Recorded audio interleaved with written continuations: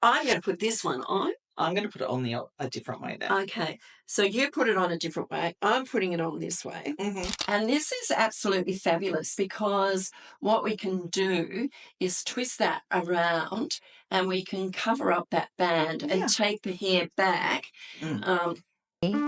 Faye and panic, I know. This time, see to the today, my news you need to have along the way. Welcome.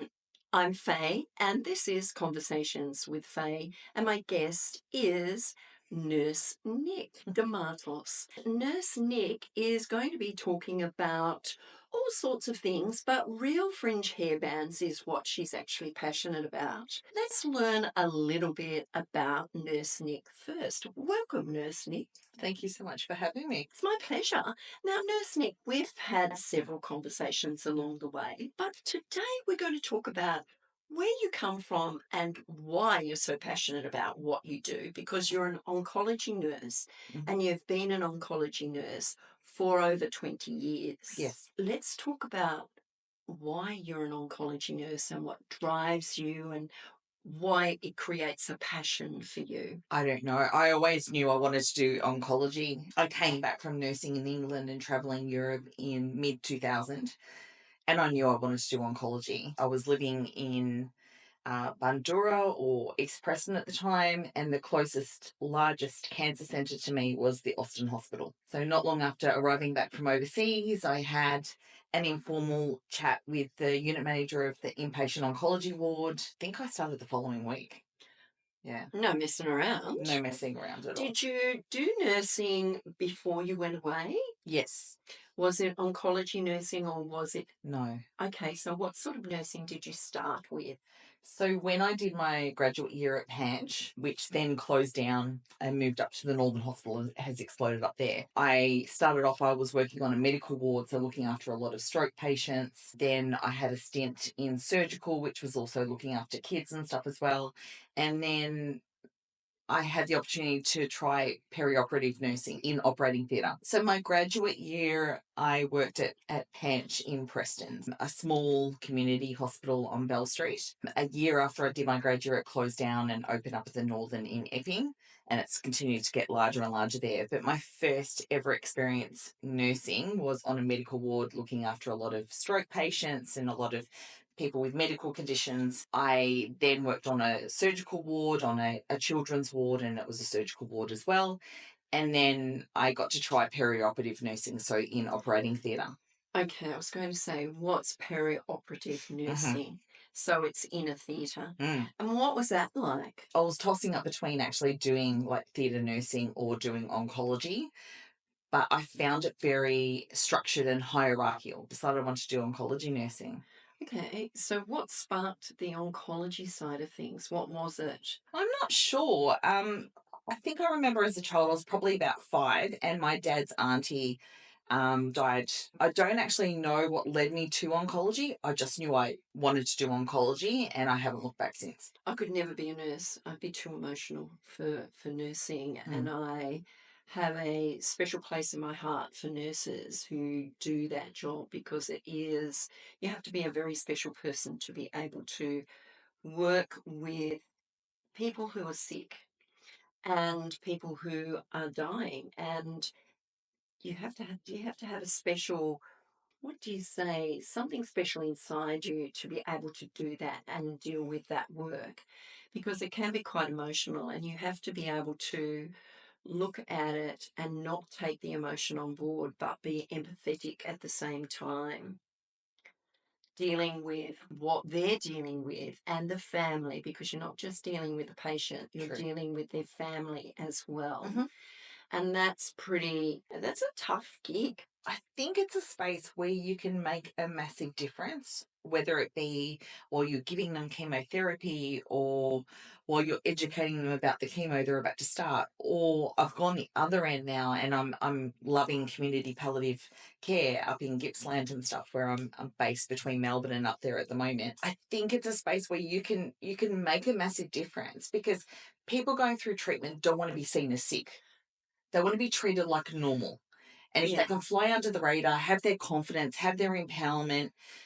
Like I've had patients say to me that, I got upset the other day because someone that I know obviously felt uncomfortable, didn't know what to say to me. So they crossed over the other side of the road so they didn't have to walk past me and have to deal with that. That's their issue. And you'll find that a lot of people, your friends and family, will avoid you because they don't know what to say. They want to be there, but there's something inside them. They're fearful they might say the wrong thing or do the wrong thing. But it's not about that, is it? It's about being there and actually sitting and not saying a word sometimes. Sometimes it's as simple as saying, I wish I had the right words to say, but I don't think there is anything right to say at the moment. Sometimes just validating that can be, the perfect thing to say. But it's really true. You find that when people get sick, friends and family sort of steer away from you. And I've had these conversations with different people and they wonder why. I think as humans, we deal with things in different ways, don't we? And you would see this as an oncology nurse. You would see people coming in and just being there because that's all they feel they can do or need to do. And that's all the patient may need is someone just sitting there. They don't have to say a word. It's just knowing that someone's there. Well, what works for one person won't necessarily work for another. So it's actually a matter of asking, did you want to take some board games into the day chemo centre and we'll have some fun and pass some time? Did you want to take some craft? Did you want to listen to your meditation? Did you want to listen to music? What do you want to do?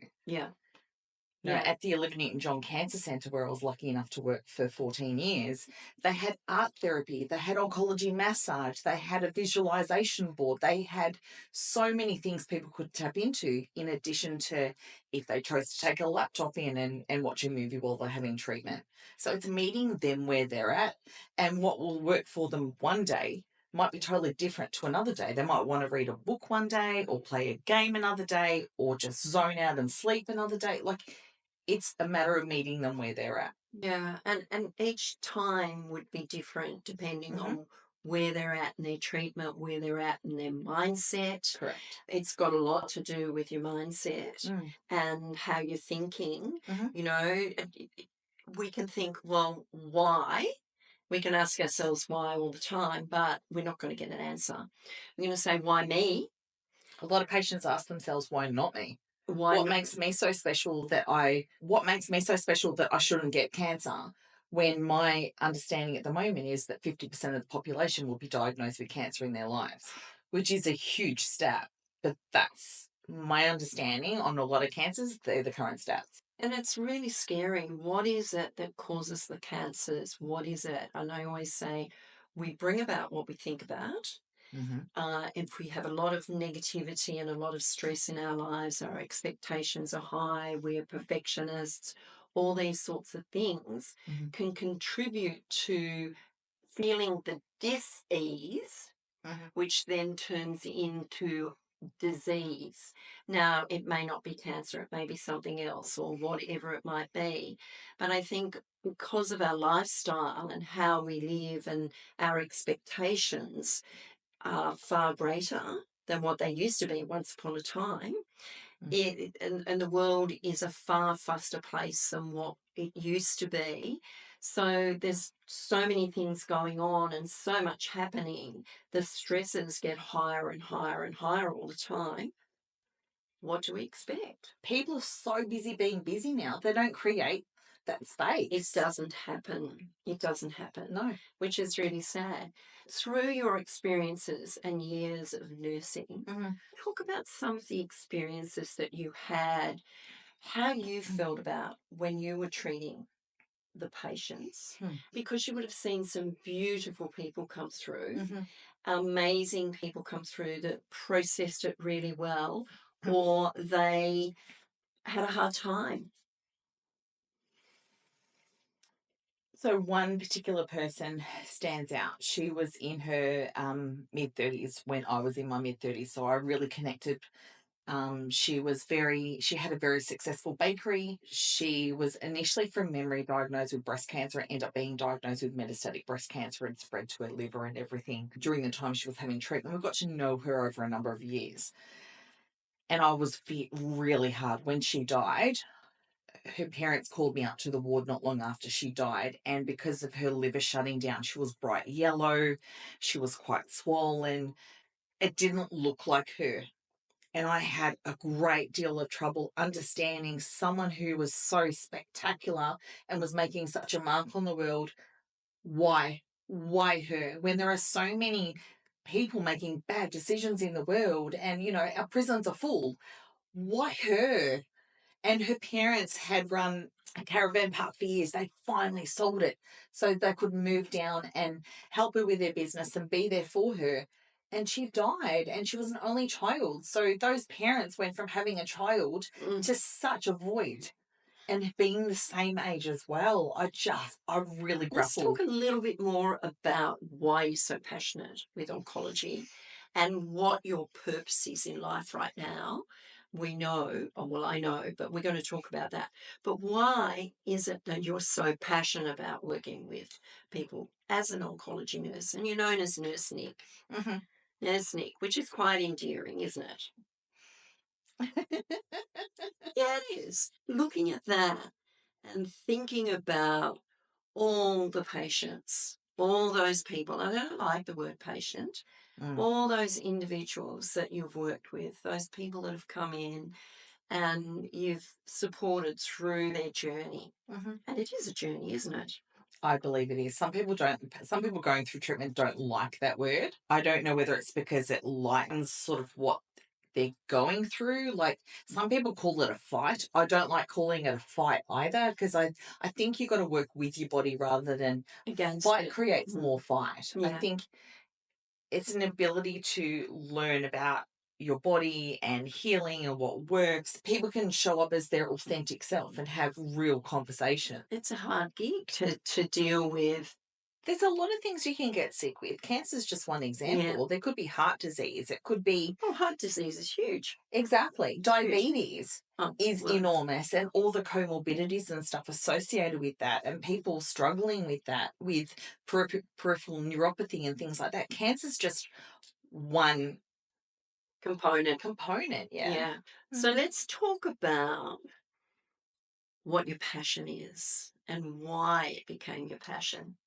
And this is what we call the Real Fringe Hairbands. Mm-hmm. And we've had these conversations before with the Real Fringe Hairbands, and we've had some fun and laughter with it as well, and we're going to do that today. Mm-hmm. But Real Fringe Hairbands is a passion of yours.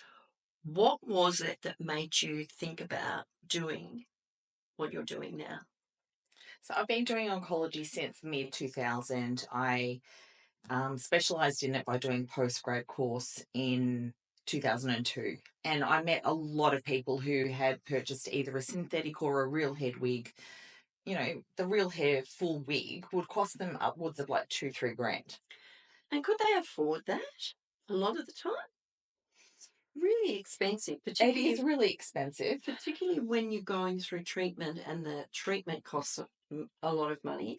But if family are like, okay, what can we do to help? Yeah.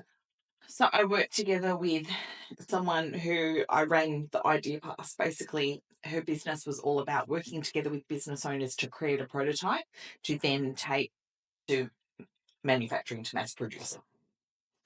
She'd never sewn hair, so we both researched. We finally came up with the concept of how to actually sew the hair so it didn't actually fall out, that you could wash it, that it was secure.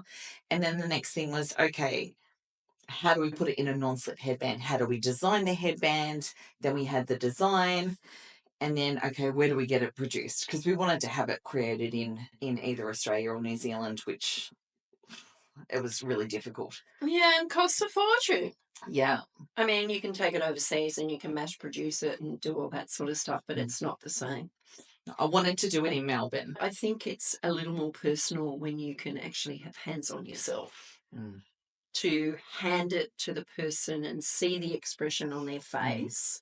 Okay, talk a little bit more about it before we actually show the viewers what we've got? So what it is, it's a 6-step process to go from like a bunch of hair to create the 3-layered hair weft. Okay. It looks like a hair extension.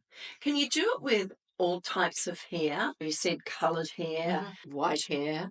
You need 15 centimetres to be able to make that weft. During the manufacturing process, you lose about 3/4 to a full inch of length of hair. So that's why we say 15 centimetres, so it's not so short by the time you end up creating the hair weft in the end. And it's a minimum That of could be 15 pretty centimetres. funky though, couldn't Yeah. it? Yeah, absolutely. Yeah, pretty funky with a bit of short hair. Well, I was going to say, watch this space. We're in the process. We're going to launch in the end of next April at an event we've got on a product for boys and men. Talk about a little bit more, and then we're going to show the viewers what it actually is, so that they can see it. And if they know someone, then hey, it's here for you.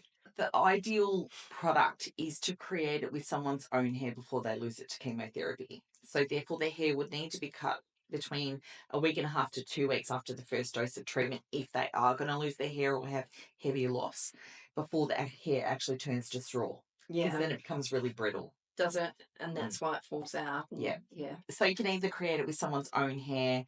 We've had 2 grandchildren that have both donated their hair to create the product for the grandparents. In lockdown in Melbourne. How gorgeous is that? Yeah, received the hair from a daughter in Queensland who'd cut her hair. She was unable, because it was lockdown, to fly to her mum who was having treatment in Tasmania. And she gave us her hair to create the product for her mum in Tassie. So she could physically be there through her hair to support her mum having treatment. Oh. Yeah. The most incredible story I have is actually an amazing hairdresser who I'd known for a couple of years. We'd actually received the thickest, longest, most incredible hair donations from her through the hairdressing business that she was working at. 2 months into hard lockdown in Melbourne, she contacted me and she said, "Nick, I need your help. I've been diagnosed with breast cancer. And can we social distance? I want to choose my hair that you're going to make the product out of, the Confident Locks." Why, did she not have long enough hair? She didn't have long enough hair and she'd already lost her hair by the time she got in contact. She didn't realise just how much the hair loss would affect her. Anyway, we created the product for her out of community donated hair that she had actually chosen herself. Right. And then she parted with her daughter's hair, and her daughter had died of leukemia 4 years prior to that. What's the effects of losing your hair? Because for each individual, it's different. Some people can be quite accepting of losing their hair, and others. I had someone who had completed chemotherapy and her hair was probably about 0.5 centimetre to a centimetre long. Right. And it was when I had the first prototype. It was made with synthetic hair. And she said, "Nick, someone else control this. I'm getting my hair back. I'm fine." I said, "Can you just humour me? Just try it on, see what you think." She went to the bathroom and she screamed. And she said, "Oh my gosh, it's the first time in 9 months I can look at myself in the mirror." And that's what it did for her. And she said, "That's it. We're going out to a cafe this afternoon because I feel confident. I want to go out." And she goes, "Do you know what it was like to actually be amongst people and no one had any idea that it wasn't my hair?" Like I flew under the radar. And then she went on holidays and she felt like a secret agent because no one knew that she had been unwell and she was on the other side of things. But if she had have gone out with her hair being 0.5 centimetre to a centimetre long, people would have said, "Oh, obviously she's having treatment or she's had treatment," or even if they didn't know her, you see someone with really short hair and it's unusual for a female, it prevents people from being able to fly under the radar is what I find. Yeah, but losing your hair as well as having chemo and losing your hair and losing your confidence, because you lose your confidence if you're losing your hair. You don't want people to see you, so you withdraw from life. You withdraw from even family members because you don't want people to see you. You don't want to be looked at as if you're some sort of freak. How do women feel when they actually lose their hair? The emotion that, can it be shame, embarrassment, all those things? All those things. I've had people come in and cry during their treatment and be really withdrawn. It's like, what is going on for you today? This isn't this isn't what you normally show up as. Yeah. And their child has asked them to drop them 2 blocks away from school because they don't want to be seen as the sick parent's child. They don't want those sorrowful eyes. And there's the embarrassment, or I don't know the correct word there. Only the people experiencing will know. Yeah. But to be able to give people another option, especially when it's hot like it is at the moment, Yeah. hot and humid. Humid. Yeah, like to be able to have the top of the head breathe, for it not to be restricted as a full wig can do. My alopecia ambassador lost her hair when she was 10. When she's not wearing our product, she's wearing a suction-based wig. You know, the caps that you wear in the swimming pool? It's Yep. like that all the time, suction to her head with hair on it. Okay, we're just going to bring these on now, and we're going to have some fun here, because this is actually the Real Fringe Hairband. Now, that's the hair at the back, and this is the hairband. This is one, and this is another one. I like the color of this one. Mm-hmm. It's gorgeous. And this is a hairband. It's a non-slip hairband. So it has little, it's like a little rubbery type. It's medical grade silicone, and when it stretches, it sort of stretches with the head and stuff as well. Right. Yeah. Okay. Well, I'm going to have a go at putting it on. I'm blonde now. I'm going red. Okay. So I'm going to put this one on. I'm going to put it on a different way then. Okay. So you put it on a different way. I'm putting it on this way. Mm-hmm. And my hair, how's that? Yeah, great. Hang on. You're going to put that on, but I'm going to, which one first? Can I put the headband? This one? Yes, please. I'm going to put the hat on. Yeah, you put the hat on. So if someone is doing scalp cooling and they're light, they've got quite a bit of hair missing from the top, you can end up quite thin on top. Yeah. You can actually cut 15 centimetres of their own hair, put it on the headband, turn it backwards, and blend it in with their own hair. Okay. And then all you'd need to do is put like a headband, something on like this, to be able to hide the band, and you wouldn't know that they're missing their twist hair. that. And this is absolutely fabulous, because what we can do is twist that around, and we can cover up that band and take the hair back. We'll get that little bit there, and we'll do that. There, we've got that. How's that? So imagine, tying the hair back so that you can't see that patch of hair missing. Yeah, that's good. But you see, in the sunshine and the summer, I've got this on with this hair at the back, and you wouldn't know that I've got a band on there. No. So that's one. Now, and a lot of people would wear like a scarf over the top of the band and then the hat over the top, and it looks like a fashion statement. Oh, yeah.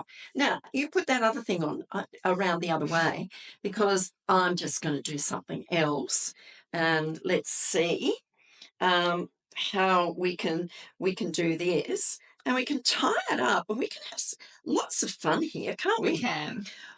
We could take that and bring that down there like that, and I can tuck that in. That looks really cool, actually. And so there. Hang on, I just got to tuck that bit in. So the main thing is that the band is actually covered, so you can't tell. Can you see my band? I can't see the band. No. And at the top of my head, you can see a little bit, but with a little bit of... But you know what? With the light on top and then the orange hair, it looks really funky. I like it. You can do this, can't you? It's not a mass-produced product, because the headband is made to the size of the recipient. Right, okay, so it's personal. It is personal, yeah. Okay. When you get the hairband, the silicone, the middle bit here, is A-grade silicone. I've never had anyone react to it. And my alopecia ambassador, Shay, has extremely sensitive skin. Yeah. So it went through a testing process for a length of time to make sure that no one was going to react to it. There's no point producing a product if people can't wear it, or it's uncomfortable, or if it looks false. I don't even feel like I've got that on. And it's real hair, so how do we treat it when we have it ourselves? As a patient, as a client, we'll call them, with one of these, Can they wash it? What do Absolutely. they do? Shampoo and condition it? Absolutely. What's the band? How long does it take to dry? What is it? So in a basin of water, you would wash it the way that you would wash Your hair? your hair. And it's got RFHB, which means Real Fringe Hairbands. Oh my goodness. Yes, exactly. I love it. Now, what's happening with Real Fringe Hairbands? I mean, it's been a process over the years. A tough gig creating a business. Mm. It's a tough gig getting people to really trust in the process and the belief in what it can actually do for people, because this sort of thing can give someone who's lost their hair. What would you say to anyone that's listening if they know someone or there's someone in their family that really needs to build their confidence because they've lost their hair through a treatment? What would you say to them? Please contact us. If it's not this product, we might be able to advise you what to be able to purchase or get your hands on and stuff to be able to help build their confidence up again. Yeah, because it's more than the product. I can cancer nurse better in the Real Fringe Hairband space than I can in any oncology unit or any community palliative care job. Yeah. Because there's no time constraints. And it's not about the product. It's about being able to listen to someone in a way, get into their world, hear what their concerns are, and potentially help them. And it is all about rebuilding the confidence that they lost through that treatment and giving them back something that has been taken away from them. Does their hair grow back normally eventually? Generally 6 to 8 weeks after the last dose of treatment, their hair will start to grow back. But they may have started out being auburn or blonde, and they may end up, because of the trauma to the hair follicles, quite often they'll be white or they'll be grey. Right. And until there's some weight in their hair, it can be really curly. So you might have started out with straight hair like mine and then end up really frizzy, curly hair, which may stay like that, or it may change and stuff. If you want to get in contact with Nurse Nick, just go to our website or my YouTube channel, have her details there so that you can contact her. But this is an absolutely fantastic way to give back confidence to someone who's lost their confidence, lost their hair, and won't go outside, won't communicate with people. So it's really important that everyone knows about this. What do you reckon, Nurse Nick? Absolutely. Help spread the word. It's really important and it's timely. If someone wants to create it with their own hair before they lose to chemo, they've got a window of a week and a half to 2 weeks after their first dose of treatment if they're going to lose their hair. Yeah, or if they've had long hair in the past and they've cut it off in a ponytail, you could use that. 100%. Yeah. Well, Nurse Nick, thank you so much for your time, because this has been an absolutely fabulous conversation, as our conversations always are. And it's a brilliant concept. So anyone out there wanting to know more, just contact Nurse Nick. You'll find her on your socials anyway. Thank you. Thank you very much for having me. Pleasure. I'm Faye Waterman, and this has been Conversations with Faye, and we'll be back with another conversation soon. Bye for now.